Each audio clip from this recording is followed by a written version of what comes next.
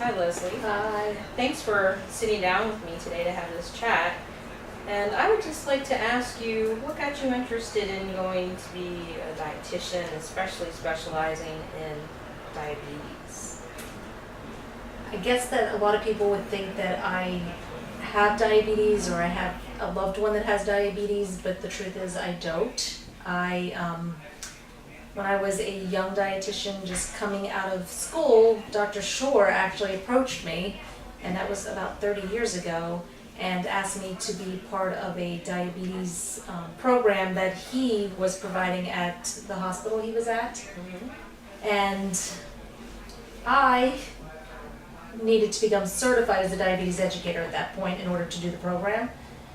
And being a young dietitian, thinking I knew everything, I was just coming out of college and I knew it all. I didn't study for that test.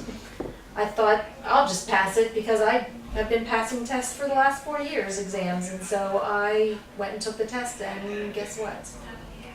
I failed it. Wow. I didn't know everything I thought I knew about diabetes. Okay. So I then was determined that I was not going to fail this test again. It's very expensive to take an exam like that. And I studied and started to learn as much as I could. And on the second try, I did pass it. And I started getting interested in about diabetes more because of that. I did later, when I met my husband, find out that his grandfather had diabetes, and they knew I had an interest in it, so I would actually give him his insulin injections and help with that. So that was part of it. And my husband has a cousin with type 1 diabetes, and I got more interest with that. Was doing the program with Dr. Shore, was talking to people about food, because I'm a dietitian. And quite frankly, I got bored talking about food all the time. You might not want to put that in there. So I wanted to learn more. I'm a very technology-driven person. I wanted to learn more about the blood glucose monitors because when patients would bring their meter in with them, they would have a question about it and I couldn't answer it. Okay. So I learned. I made sure that I could answer their questions. Then insulin pumps came out. People came in with pumps and I couldn't answer their questions, so now I became a pump trainer. And now continuous glucose monitors are out, and I was ahead of the game on that one, and I knew it before the patient knew it. They weren't coming in with the device before I knew anything about it. So I pride myself in understanding the different technology that's out there, being on top of what's new and what's on the horizon, so that people can get the best devices from us and have the best, hopefully, the most up-to-date technology. So that's my diabetes story. That's how I did it. Oh, great. Seems like you're just a very determined individual. You All you want have to to know. All you have to do is fail the test one time, and you don't want to do that anymore. So you might not want to put that in there either. But anyway, so yes.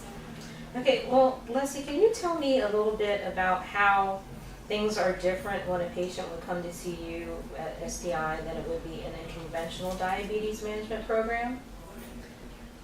I'll reference an insulin pump and somebody using an insulin pump, and typically the manufacturer of the insulin pump will provide the education, and they will then expect the physician to manage the insulin pump.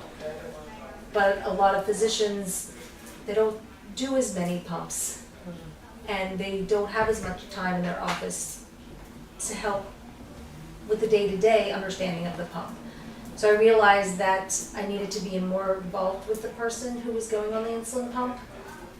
And also when somebody starts on insulin or somebody's newly diagnosed, just being more involved.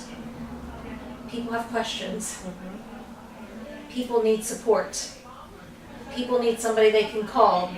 Maybe they need to text you because they're in the middle of a meeting and something happens. So I've just always been available to my patients, more so than I think others are available to them, to answer questions, to help them troubleshoot. And I've kept quite a few people out of the hospital, out of the emergency room, and I think that's very different than others would do. So you really go above and beyond. Yes, because diabetes doesn't stop when they leave my office. And many of them say they love to take me home with them, but I can't do that. So I guess a lot of times they are taking me home, and there are times that it's not a convenient time that they call me. I'm in the middle of watching a football game because I'm a big sports fan, but I'll take a break and I'll step aside and I'll answer the question, because I feel like if I put the question off and I don't answer it right then what could escalate from that? I want them to know that they have somebody that's going to be there to support them.